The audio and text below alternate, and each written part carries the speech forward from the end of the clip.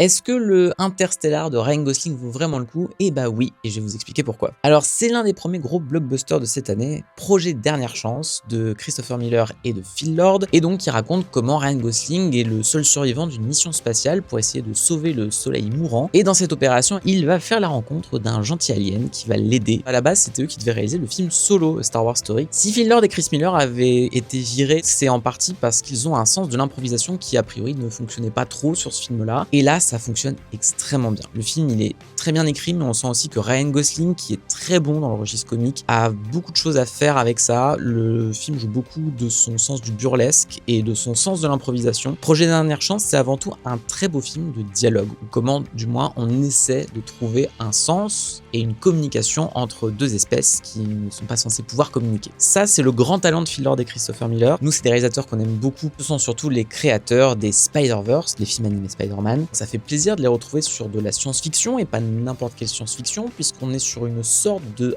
hard SF, puisque c'est adapté, projet Dernière Chance, d'un roman de Andy Weir, qui était déjà derrière Seul sur Mars. Que vous preniez même leur premier film d'animation comme Tempête de boulettes géantes ou La Grande Aventure Lego, ils parlent beaucoup de la créativité et du sens très ludique qui va avec. Et là, Ryan Gosling, il incarne à la base un prof, et il incarne quelqu'un qui a justement ce côté très ludique et pédagogue, qui va se traduire dans sa relation naissante avec cet extraterrestre. Ce qui fait que le film est à la fois très drôle, mais aussi très touchant, et amène ce truc que les blockbusters n'ont plus vraiment, c'est-à-dire un souffle épique, mais au service d'une histoire sur le potentiel de l'humanité. Et franchement, c'est la grande force de Projet Dernière Chance, d'être un vrai beau film épique, mais avant tout très émouvant, très humain, ce qui manque beaucoup dans le paysage du blockbuster actuel, et c'est sans doute pour ça qu'on va peut-être l'aimer plus que de raison dans une année qui s'annonce très faible en la matière. On vous invite à aller voir le film, et n'hésitez pas à aller checker la critique de Mathieu. Abonne-toi!